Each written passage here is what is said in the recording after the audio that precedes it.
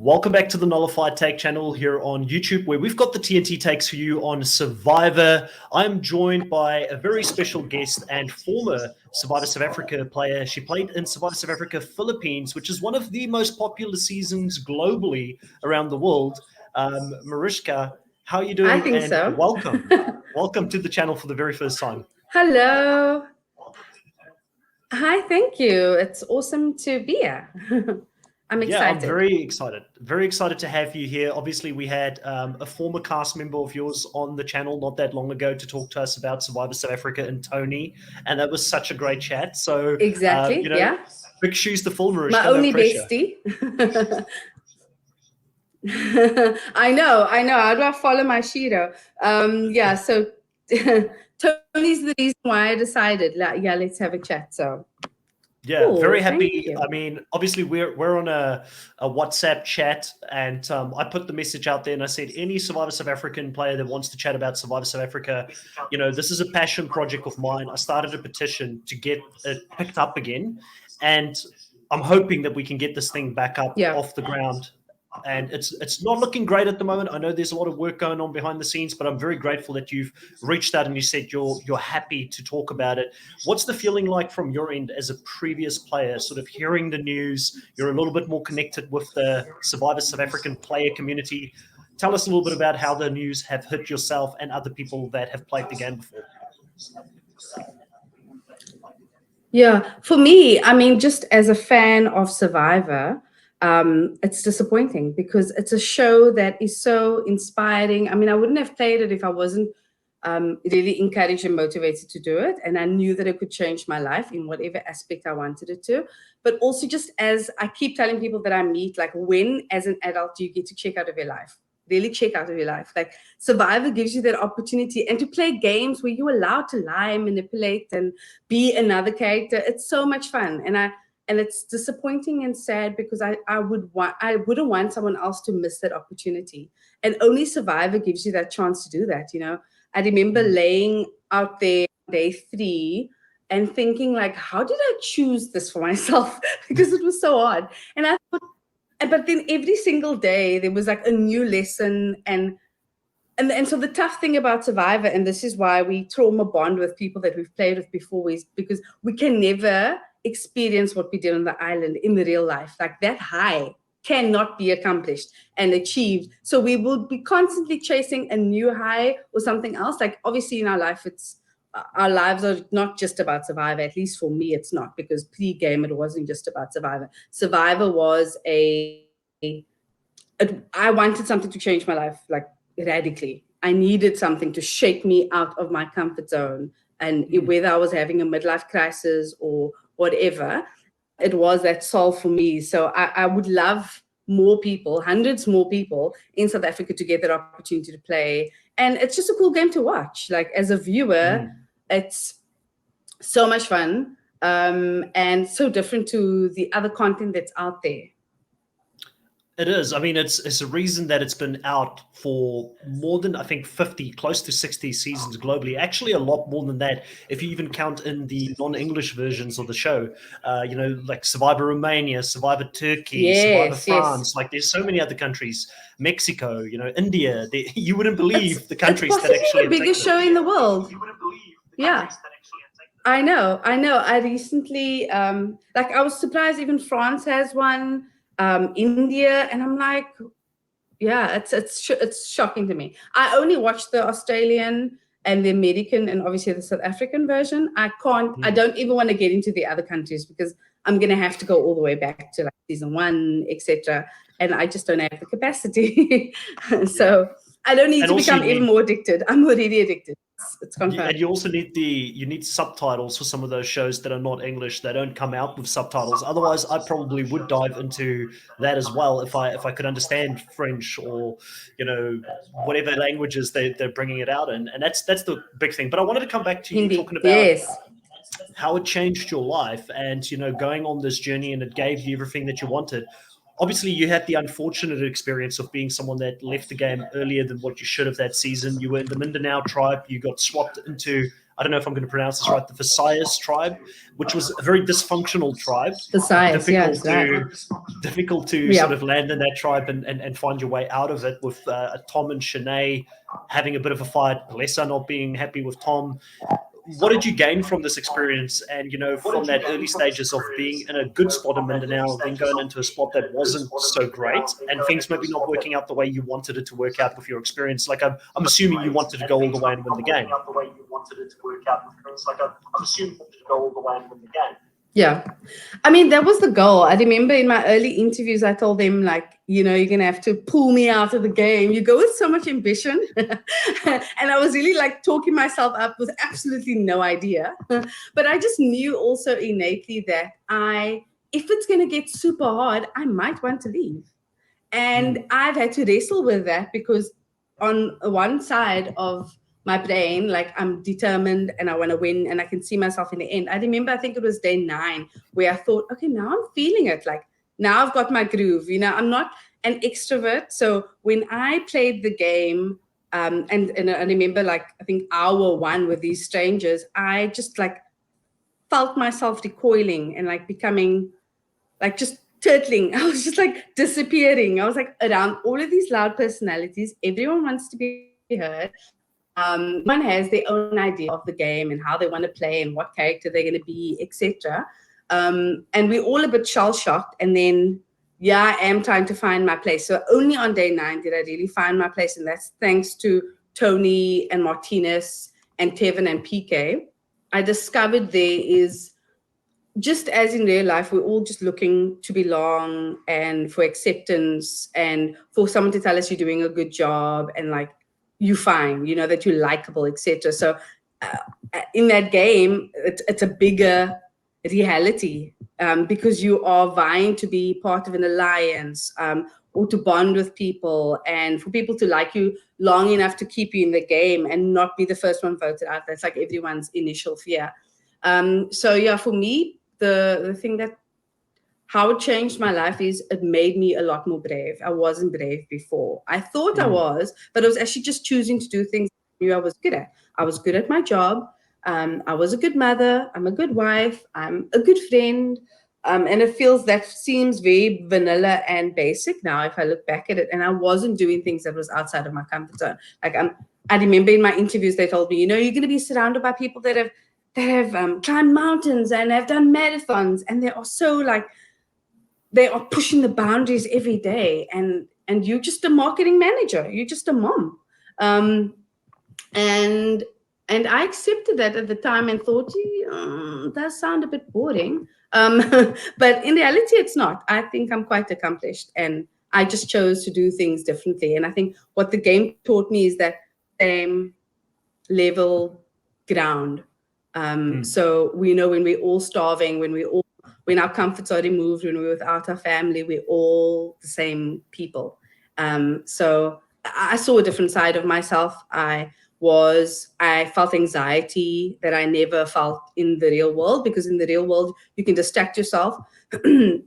You've got things to distract you as well. So, and out there, it's like you're raw. You are stripped of everything, and you just have to sit there and work out your thoughts and connect with people on a human and basic level, without titles, without let's go to this restaurant, have a coffee, let's do this, with all of those distractions. So it taught me who I really am, and that I do need people, because for a long time in my life, I thought I'm strong enough. I don't really need people. I can choose who's in my circle, and if I hate a job, I can leave it. And I never realized that it's okay to need people. You don't have to be strong all the time and super independent and just charge through life. That I can still learn from others. So that was my biggest takeaway. Okay, so that's interesting. You mentioned that you don't have that thing that distracts you and that takes you away from your day-to-day life, because that also comes down to when you play with these players. I'm assuming that you create these way deeper bonds that you would do in real life, because you spend maybe hanging out with friends a couple of hours a weekend with them, but now you're spending 24 hours for 9 days or however long it is with them, and you're having very deep conversations out there that you probably wouldn't have with normal people in your everyday life because there's nothing else to do. Can you speak a little bit to some of the relationships that you sort of formed out there in the game and who you still are in contact with today? Yeah, so exactly what you said, out there you have to fast track relationships. I have to quickly tell them everything about my childhood, any trauma that I've experienced, because you want to bond and connect with someone, and you connect based on relevance. So the biggest, the greatest bonds that I made there was definitely Tony, and that was because she was like my mama bear out there. She's very raw and honest, and I like people like that. I appreciate that. So I think it was one of the nights when it was super dark, and I woke up and I urgently needed to go to the bathroom, which is the beach, and I couldn't see. And I really thought, I woke up and I thought, I'm blind. I am really blind. Somehow it's happened. I'm blind. This is the worst thing God could ever do because I'm already out here with these people. And now I'm blind too. So I had a freak out moment, because I've never been in such absolute darkness. And I got up and I was trying to find my way. And Tony used to sleep at the end of our bunker on her own in a little makeshift boat by the fire. And she stopped me and helped me and like guided me. And she's just a selfless person. And that's why she connects well with people, because she really does care. She wants to help you in any way.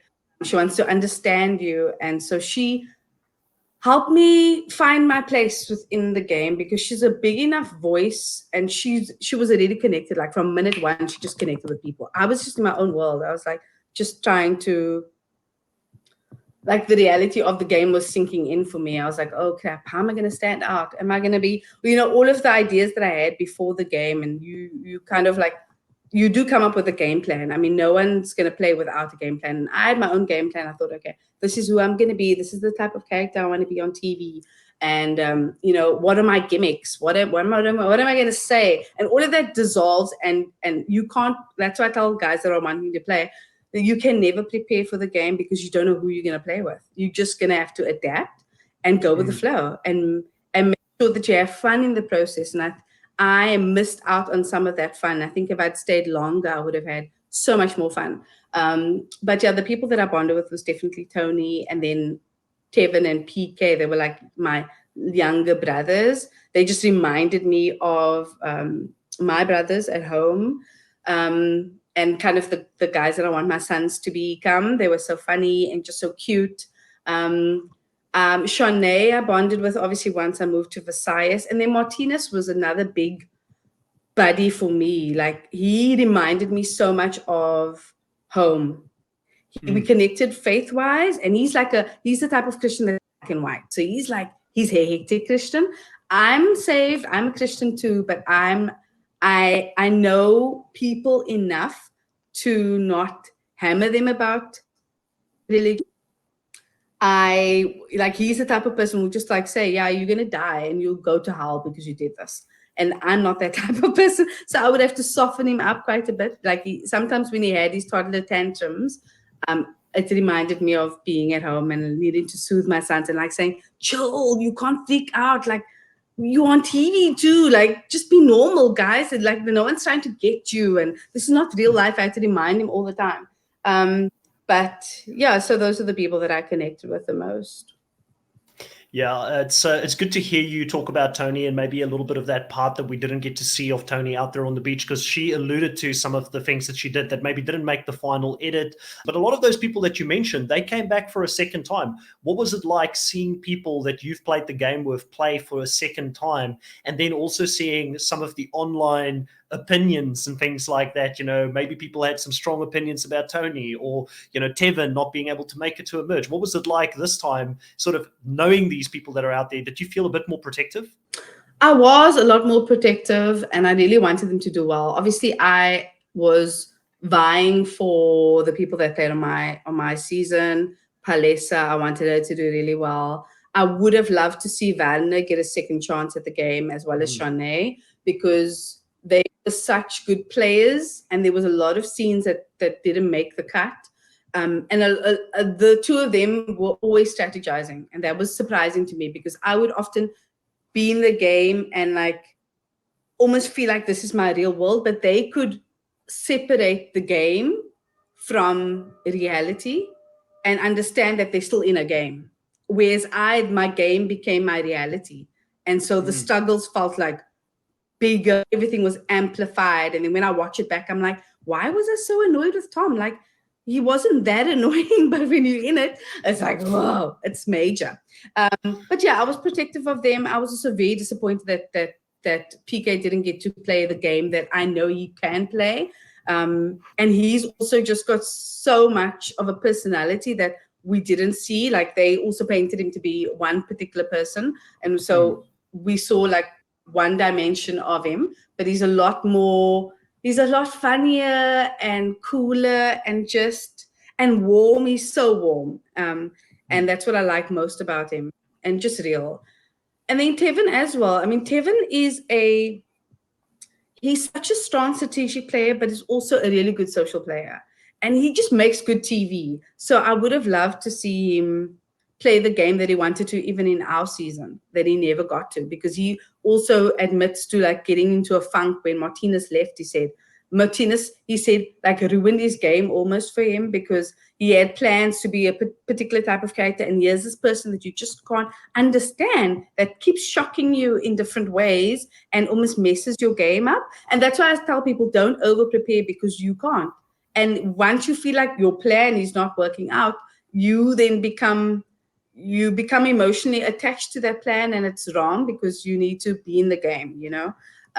So yeah, I would have loved to see. I mean, Tony still did very well in the second season, but I felt like she was badgered a lot, and people pre-gamed. It was so obvious, and it wasn't just because I know them, but it was obvious that people had alliances prior to the game. And you know that Tony's big in the online community too, and we played a game together where people were again pre-gaming, and it's an online game, guys. Like, I was so shocked that they wanted us out like in the first round. I think I was the first one to go, actually, and it was just because I was aligned to Tony. And so I told her that was like the writing on the wall. That was the pre-game to the pre-game. So yeah, it was tough to see them not get to play their full game, because there are such good characters. And you started out saying that season 6 was the most memorable, and I really believe it. I think that season 6 revived Survivor SA, and it gave international viewers they knew about Survivor SA. And this is no offense to the ones that played before, because they played amazing games too.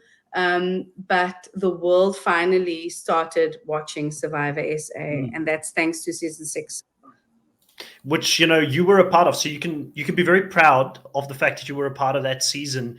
And you know, one of the reasons, so firstly, why I want Survivor South Africa to come back, you mentioned Van der Ubad didn't come back to play again. I'd love to see him get a second chance out there. If it does come back, maybe we get a fans versus favorites. There's a lot of great all-stars that have not been able to play for a second time, and I think Vander would be very high up on those list of players to come back. I kind of forgot a little bit about Shanae's game, but as you gave her a lot of credit, thinking back, she was a strategic force as well, so someone that I wouldn't mind seeing come back and play the game. But I think the biggest reason that this season was as popular as it was because of the ending of the season. So spoiler in 3 seconds for those people that have not watched it, because I'm going to reveal the winner. 1, 2, 3, get out of here. Tom Swartz won the season against all odds. And a lot of people who watched the edited show couldn't believe it. And you even mentioned that out there you were annoyed with him at times. What was it like knowing that he won the season when when it was revealed to you, when you watched the season?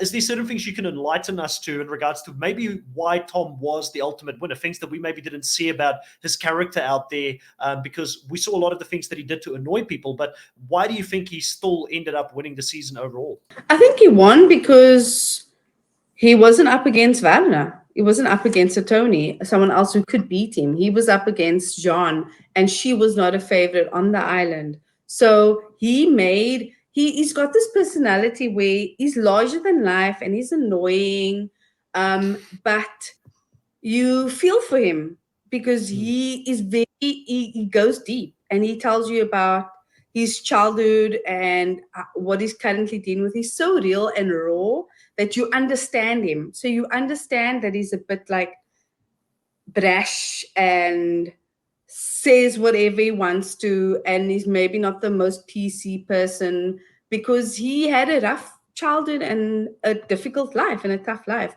So you forgive him for his flaws that are obvious, because ultimately he's just a better personality than a Jean, and that's why he won. So people vote based on their heart, and they vote based on who was working hard, and he was a hard worker. Like, that man was always getting wood. He was always trying to fish. When I lived with him for the few days that he was always working, and he would push others to work too. I remember once he would tell me, Murishca, come help me. I'm like, why must I help you? You're doing it well on your own. Like, I don't understand why I need to help you. But because he has just this mindset that we all need to do our part, even though he's quite capable of carrying that log on his own. He just wants me to be busy too.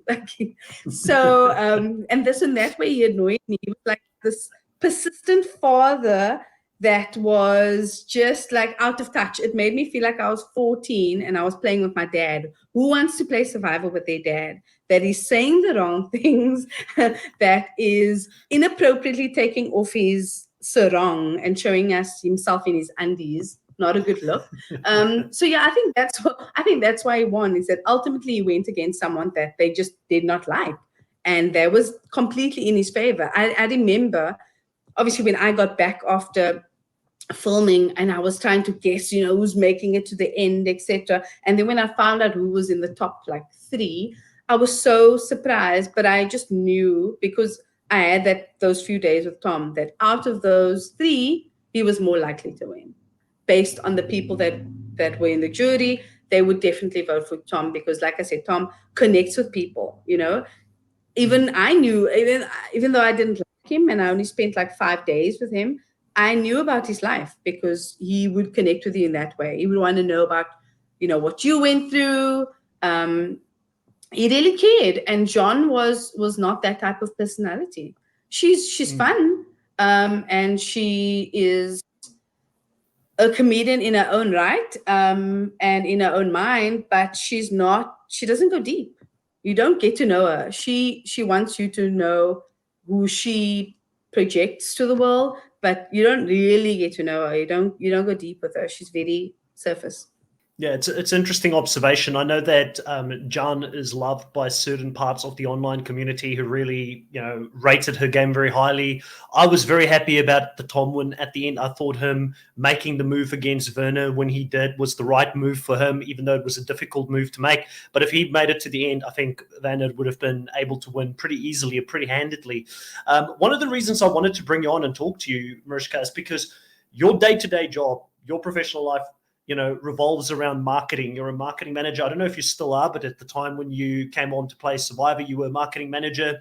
And doing marketing, that's, I think, one of the things where Survivor South Africa maybe could have had a little bit of help in regards to keeping this franchise alive, and in regards to letting all walks of life know in South Africa that Survivor South Africa exists. A great example of this is even when I did my petition, I think it's starting to become a lot more equal now, is that we've had, in the beginning, a lot more Australians signed the petition than even South Africans signing the petition to get Survivor South Africa back on our screens, which is not great. You want to see South Africans really fight for this franchise that is ours. It's great that the Australians are supporting us, and we love all of the Australians. I'm in Australia right now that are supporting the show. And I think a lot of that has to do with the fact that Survivor South Africa also is available on 10 Play, which is over here in Australia. So you can watch it from here. So a lot of people on this side, if they didn't have Australian Survivor going on, they'll watch Survivor South Africa in the off season before their own season comes out. So they're big supporters of Survivor South Africa. But it feels like we're doing a couple of things maybe not right in South Africa. As someone that is in that marketing space who gets it, what can Survivor South Africa do differently if they were to come back? What would you suggest if you were the marketing manager? I know that people like Leroux and certain people in Afrikaans, they put a lot of effort in jumping on podcasts, which we're very grateful for. They're on Twitter, on all these online things, and they engage a lot. But clearly there's still a couple of things probably that we could work on if the show does come back to get it out to a wider audience. And how much is Mnet as a channel? I don't want to put you too much on the spot, but how much is that maybe a limit? So yeah, I think the problem with Survivor SA, I mean, as someone who's watched Survivor since 2001 when the franchise started, I did not watch Survivor SA until I got cast. Like, I had to rewatch seasons and I've got Mnet, and I just wasn't, I don't know, it wasn't appealing to me. It wasn't out there. And I think we do such a bad and a poor job at marketing in SA. We wait almost like a month before to start, driving momentum and doing the build up, and that's too late. And you need to, and kind of how we put the characters out there. I think also in SA, to be frank, but most of the people that apply are not people of color. So there's a lack of representation. I mean, I know people, and I'm Indian and colored, and I know so many people of my color that are less likely to play Survivor. Like, they are not interested by the game. They don't understand it. They're not at seekers in that regard. Everything that Survivor represents is struggle and suffering, and they feel like they've suffered enough. Like, why would you choose to go and live outside and not have the comforts that we work our whole life to have?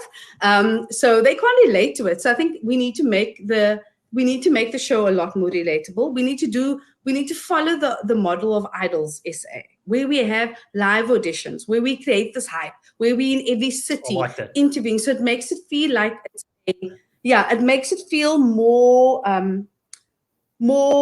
relevant and more like all-encompassing, and it's for everyone to join, anyone, regardless of your income level, your age, your background. Everyone's welcome to be a part in audition for Survivor. So I think that would create a nice hype nationally, so that we get this, even if there are pop-up auditions in every city, it makes for like a nice brand awareness, and we get that national. 5 people or like 6 people that make it to a certain point. A fan vote is cool too. I think, I think even 4 people, get votes in 2 people for one tribe and 2 for another, like a man and a woman.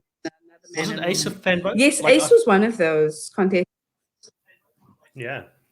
He was part of he entered this radio competition where I think he had to stay outside at this billboard for 3 days or sleep out there for however amount of time.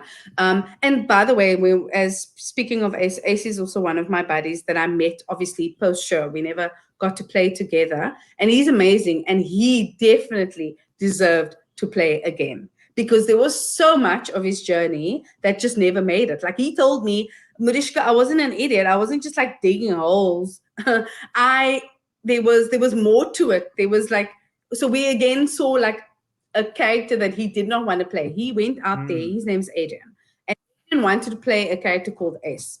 But what the camera actually showed was Adrian, not Ace. He was setting himself up to be like a villain and do crazy things, and so that full story was not shown. But I told him, don't knock the edit, because that's still you. That's who we like. We like that guy that's softer. Like, I remember on my tribe, we didn't know Ace, Mindanao, and when we were looking at their tribe, we were trying to kind of guess who they are based on what we kind of saw during challenges, and we would always make fun that Ace was like the what is that guy that can do no wrong, and people say he can do, not MacGyver, the other one that wears a cowboy hat, Chuck Norris. There we go. We would say that he was Chuck Norris. Yeah. We would make fun all the time, and then it was more Tevin. Tevin used to mimic everyone's accent, and he would come up with this weird, funny Indian accent and pretend like he's Ace and be the Chuck name. And it was hilarious. But I digress.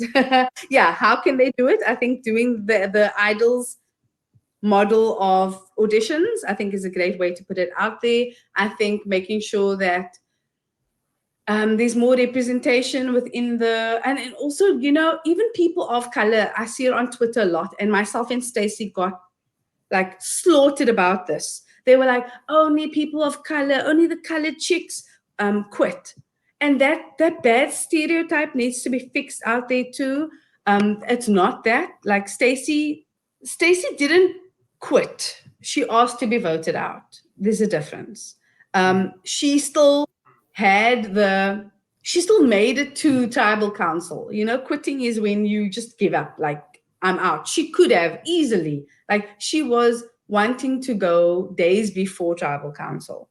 And she had the, what am I going to say? Is it the tenacity? I don't know. But she at least, she stayed for the rest of us. She could have easily given up before a challenge, and we could have lost the challenge really badly. But she still cared enough about the tribe mates to, like, okay, guys, just vote me out at tribal council. Then if we go to tribal council, I'll push myself.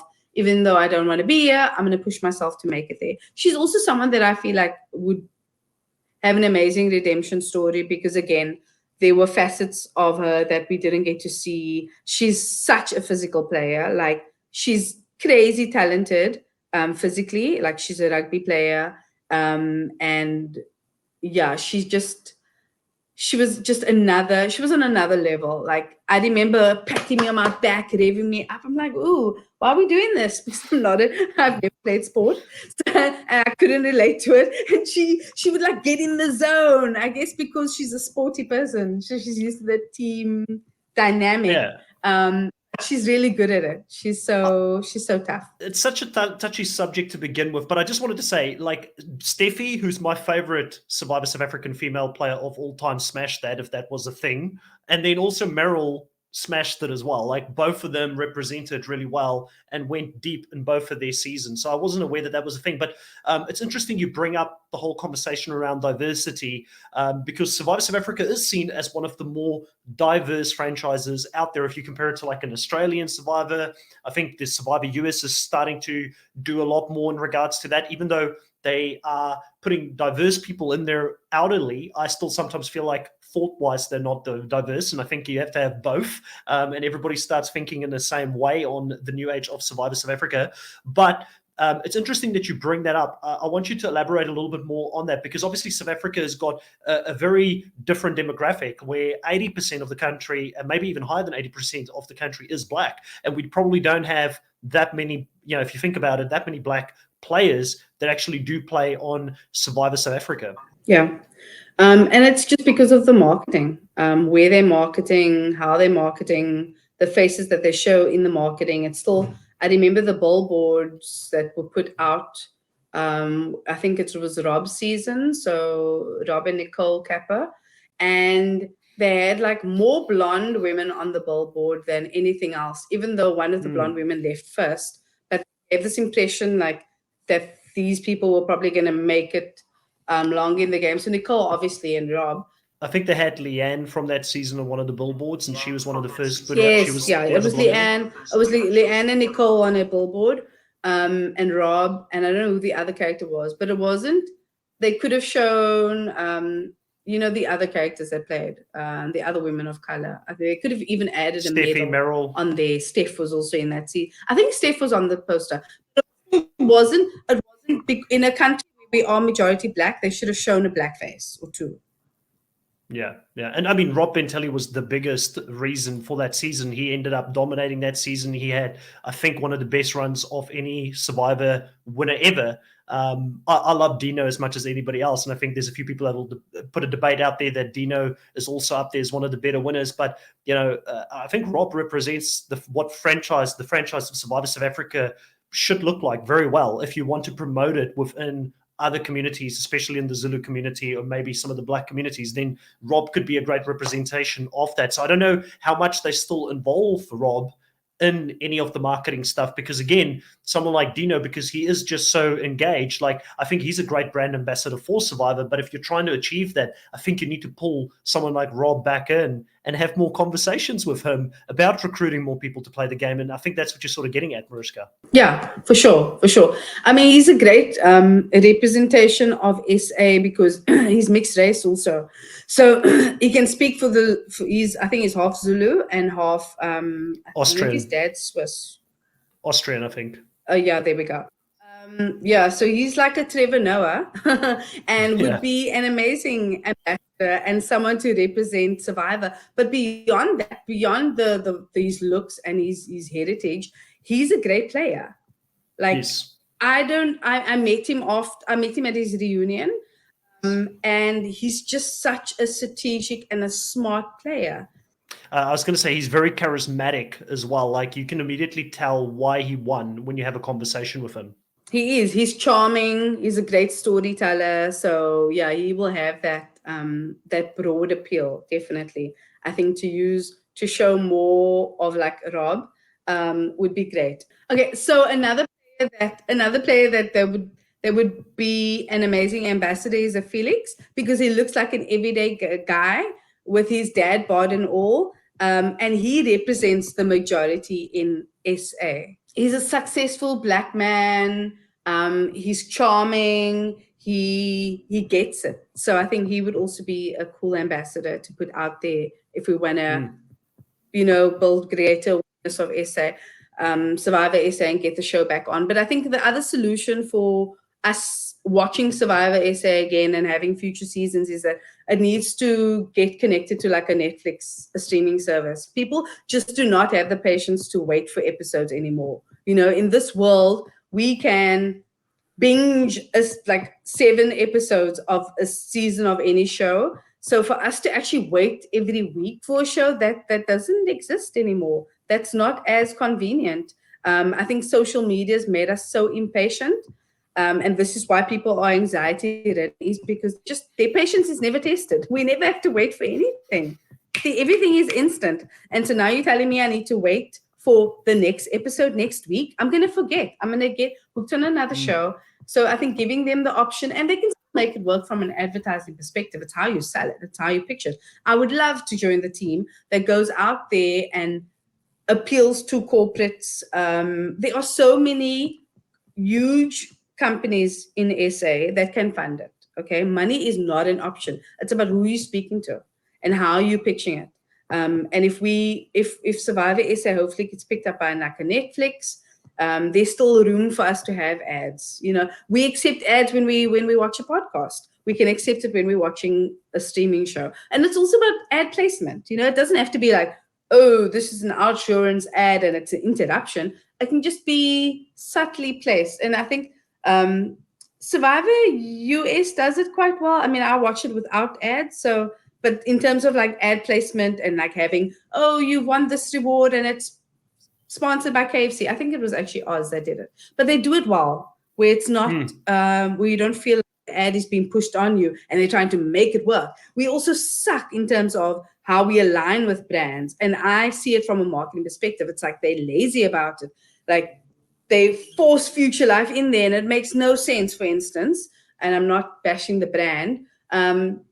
But just if I was in the marketing team, I would think of a smoother way to integrate brands into the show where it makes sense.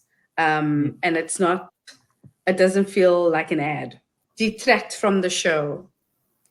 Yeah, so I wanted to add as well, before I get into the brand stuff, because you dropped some really good things there. Fully endorse Felix, love Felix, his growth from his first season to his second season. Like you said, he's like the everyday dad, he's kind of like the dad bod. He's devoted to his wife. He's got a great family outside of it. He's into rugby. I mean, does it get more South African than that? It doesn't get more South African. So he will appeal to so many people. And then someone else that is absolutely loved by the online community and has got such a bright and sparkling personality as Palesa. Palesa is another person that can really also push this brand forward if they utilize their star power that they have. And I was just thinking while you were talking about brands and brand placements, it could even be like in rugby, you have like the Emirates Stadium or certain things where it becomes sort of natural. What if you had challenges where this is the Kathmandu reward challenge or the Kathmandu hold on for survival challenge or whatever the challenge is, but you bring it into the challenges. And I think from a brand standpoint, like you said, there is like Kathmandu is a great, like K-Way in South Africa. It's called K-Way. I'm thinking of the Australian and New Zealand brand, but it's the same company. K-Way fits in really well. And South Africa is such an outdoorsy country. People love camping. People love doing these outdoorsy things. So I can't see why we can't pick up a couple of these outdoorsy brands to also sponsor Survivor South Africa. And I'll let you add to that, and then also think about this. The channel itself, I've come on a couple of times and said, from what I'm hearing through the grapevine, they've dropped other international franchises as well. It sounds like Mnet is going through their own struggles right now. I don't know the insides of it. I know they've got a new CEO for MultiChoice that have taken over from the previous long-standing CEO. There's a lot of things happening within MultiChoice, within Mnet.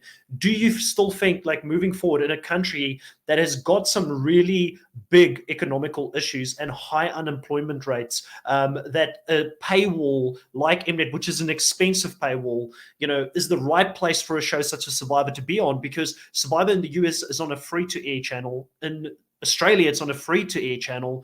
Maybe if it's on like a streaming platform like a Prime Amazon, where it's only 90 Rand a month versus, I don't know how much Mnet costs now, but I'm sure it's a lot more than that. Do you feel like that is another thing where maybe they should look for a better channel to have it on, or a better streaming platform? What's your sort of take on that? Yeah, I agree with you. I think that Mnet and all of our local TV stations have been struggling for years, and it's not just since lockdown. They are a lot more aware of it now, yes, and they have to be more conscious because they are struggling way more, sure, but and probably change of management, etc. But yes, no one's watching Mnet. And it's not just because of Survivor. It's because the other shows are not great. They've got a content issue. We don't have a lot of amazing locally produced shows. And those that are really well done, they move to Netflix, like the Blood and Water and some of the other newer ones that are coming out. And I think a streaming service like Netflix would be a lot more accessible. It's cheaper. It's cheaper than DSTV. And believe me, as someone who's driven past, I know township areas in SA. I've hosted events in those areas. People will spend to watch good TV. So we live in a country like Cape Town. If you go past the shacks, there's a satellite on every shack, regardless of the situation. Even if people don't have running water, and there are, more than 12 people staying in one little space, there's a satellite TV. They'll make it happen. They'll make it work. And it's not a Wi-Fi issue or anything in terms of streaming. Again, people have Wi-Fi. You can look at our social media stats to know that even the lower end of the market, the mass market, are there. They are present on all of those channels. So moving to a streaming platform is way better than Mnet. Mnet is not a diverse channel from a content perspective. It's not interesting to watch. I'm the Survivor target audience, and I don't watch Mnet outside of when it's on Survivor. That's really interesting that you pointed that out. And, I've actually been in South Africa quite recently. I went to go visit some family in July and landed in Cape Town. And you're right, like shacks, for those that are international listeners and viewers of this channel, is basically the township little houses that are built there. It's very impoverished areas, but all of them still have satellite dishes, which is basically what Mnet is a satellite channel that people can watch their shows from. So that's a very interesting point that you brought up. And one of the other things I thought about, we have been rumored that the next Australian Survivor season is going to be Titans versus Rebels, which is a very interesting theme. I had sort of, from my side, when I reacted to it, I said, I feel like they should do more to have an authentic Australian theme to get more Australians to watch Australian Survivor and to build on that. So in Australia, state of origin is a really big thing, where Queensland plays rugby league versus New South Wales, and this is this big thing where the whole country stops to watch it. So I said maybe like a state of origin with getting different people, from different states taking each other on, will get a wider Australian audience more engaged with Australian Survivor, because they get about, 700,000 to 800,000 people watching it in a country of like 30, 40 million or 20 million plus. So there is still a lot of room for them to get more people to watch it. Married at First Sight gets over 1 million. That's the biggest reality TV show in Australia. So they can still, in my opinion, beat Married at First Sight by also increasing their marketing. When you think about Survivor South Africa, is there like certain themes that Survivor South Africa could explore that maybe will get the South African public talking, where they're like, wow, we need to see this because this theme is coming out, which is so authentic South African? Is there anything, I know I'm putting you on the spot, but is there anything that you think that they could do or workshop there to maybe also get more eyeballs on the show? Yeah, I think in South Africa, the theme that would work would be like a blood versus water. And people would love to see like family members play together. I think that would be very interesting for people. If it's you and your partner, or you and your mom, or you and your son, or whatever that may be. I think that would be interesting for people to watch that dynamic, because in SA we are warm and we're about family. So I think having that presence of family and that test of how will you play, like who are you to strangers versus who are you to your family members? Are you going to be able to juggle that dynamic? Because most people like switch in between. Like, you are one person at work, another person with your group of buddies, and then at home you are another person, because we still care about how we respect our parents and how we show up to our family, etc. So I think that there will be a challenge for many people playing the game, because the game pushes you and shows all sides of your personality and the things, like you can't hide in the game. The thing about Survivor is that it totally exposes you. Blood versus water, I think, is an interesting theme, and especially in South Africa, I feel like that family bonds that would, like, everything just is more intense in South Africa. Even just like a discussion around food, if someone stole food in camp with Chappies, that was like next level between Tyson, Karan, and Chappies at Tribal Council, which is why I like it, because we're so raw and authentic with our reactions and the things that happen in Survivor. So if your brother or your sister is out there, or your loved one is out there, I feel like South Africans, we're very passionate people. It will make for very entertaining TV if someone was to backstab your brother. Like, I thought in Australian Survivor, people were way too okay with family members leaving the game, and then like, oh, it was her dream to play, but oh well. I feel like South Africans wouldn't take that lying down if their brother or their sister got backstabbed in the game. So it could be very entertaining. Lying down if their brother or their sister got backstabbed. I agree with you. Yeah. So, Murishca, it's been a lot of fun talking to you. I did say we were going to try and keep this as short as possible, and I think we got quite a lot out of it. Is there anything that you wanted to talk to the rest of, or let people know about things that you're working on right now? Is there places where people can follow you, or is there anything else you wanted to bring up about the Save Survivor South Africa campaign? So I just wanted to reply to your last comment that the Australians took it quite well when they had like a blood versus water theme, and they were okay for their family members to leave. And you're 100% right. Like, we would fight for a family member. We're actually more likely to fight about our family than a stranger. That's going to test us, then that's going to push us. So that's why I say it would be a cool dynamic to witness, because people are going to fight. People are going to become a lot more entertaining when their family members involved, and take it seriously. Like, it would make people want to do things that are totally out of character. If you see your loved one being attacked or insulted, and I remember the early seasons of Survivor when I watched it back, preparing obviously for my season. I felt like we were so timid. We were so quiet. Like, there was no one like raging. In America, they are all about, like, in the beginning of Survivor, the good seasons, they were so out of character and crazy and doing foolish things. Like, I mean, Chappie stealing food is not a new thing. We saw it on Survivor US, it was new to the South African audience who hadn't watched the other seasons of the US. But I think nothing that I've seen on Survivor SA has truly shocked me. I think outside of Werner eating the paper, I think that was unique. I hadn't seen any other Survivor player eating paper. Yeah, so I think the family thing would be totally cool. Definitely something we need to try out. Yeah, I think you're right. I think that there is a lot that can still be explored on Survivor South Africa. I think that there are some, like, just knowing and being tapped into the Survivor fandom community, there are some great players not tested yet, obviously, until they go out there and play the game. That's a whole different story. Like you said, Murishca, you could have all the plans in the world go in there, none of them work. But I feel like there are some ambitious players out there that have not yet played the game, and I really want to see them play the game.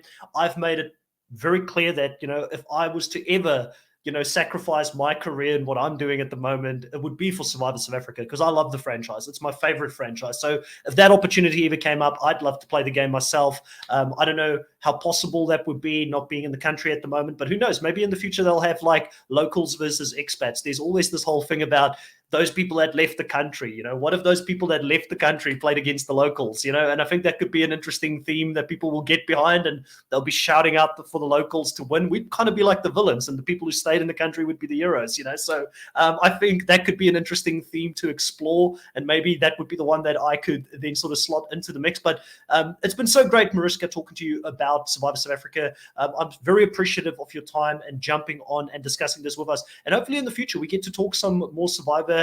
Now that we've sort of gotten you on the channel once, I'm going to definitely annoy you in the future like I do with Tony and the rest of them. Is there anything that you wanted people to know about? Anything you're working on project-wise? Any place people can follow you? I'll also make sure to put links in the bottom of your Instagram and things like that. No, I think I love the idea of expats versus locals. That would be amazing. I think that's also a fight waiting to happen. That would be a totally cool theme. But outside of that, I am on social media. I'm on social media, and I'm hoping that Survivor SA gets picked up again. I don't overly promote myself. I love talking all things Survivor SA. So if you're interested, we can connect. Sure. Happy to do that.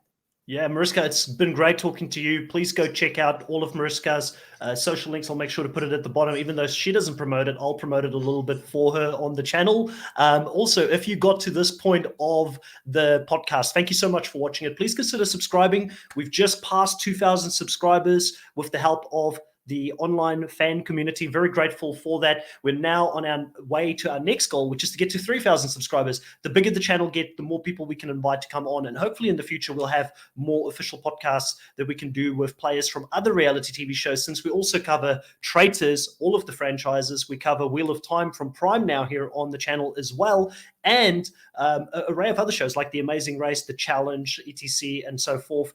We didn't even get to talk about The Challenge yet, Murishca, but I'm a big Challenge fan. I think that The Challenge in the US is now surpassing Survivor as the premier reality TV show. Have you ever watched it, and what's your thoughts about maybe having a Challenge South Africa season in the future, if you have watched it?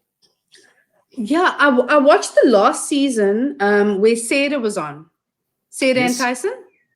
Yep. Yeah, that was amazing. So, I would love the challenge to come to SA. I think it would work really well. Kind of like Fear Factor was big in SA when it was on. And it's such a pity that we don't have the longevity. So yes, Survivor may not be airing on Mnet again, but it was still a long-running reality series if you compare it to other reality shows picked up in SA. The challenge is amazing. Challenge is... It's a bit of like a combination of Big Brother and Survivor for me, and not just because they pull from those characters, but yeah, I think it would do really well in SA. It's not as like strenuous as a Survivor, so I think more people would want to enter it because they can see themselves, outlasting and surviving a lot better than Survivor. Survivor's like the hardest game that anyone can ever play. I definitely want to see you play the game. Even if you are living outside of SA, I want everyone to experience Survivor because it was the most amazing experience of my life and changed me forever. That's the reason why I wrote a book recently. And a lot of the content was about Survivor and my experience there. And I wouldn't have had the boldness to do that. And I started my own company after I left Survivor. I tested my own marketing chops without the backing of a big brand and a big budget. And I did that well. Yeah, Survivor's changed. And it's such a great talking point. Like I remind my husband every time I feel like a bit low or I feel like I'm not succeeding. And then I'm like, I remind him, I actually got on a show. Like it actually happened for me. You don't understand how surreal every step was. It was crazy. Even post game, it's still like blows my mind, the things that I did. I overcame every single fear. I was fearful of deep water. I was fearful of living outdoors. I was fearful of not even having body wash. And all of these things I overcame on Survivor. So That's I think amazing. I want everyone to play Survivor. I don't ever want the franchise to end. And SA deserves to have the franchise continue. That's amazing. And what a way to end it. Please, someone out there, pick up Survivor South Africa. It's an amazing franchise with so many loyal fans around the world. Let's make it a global show available on a streaming platform that can legally stream it to all different areas in the world that people can watch it. Thank you so much, everybody, for watching. Grab your torches, head back to camp, and we'll catch you guys next time.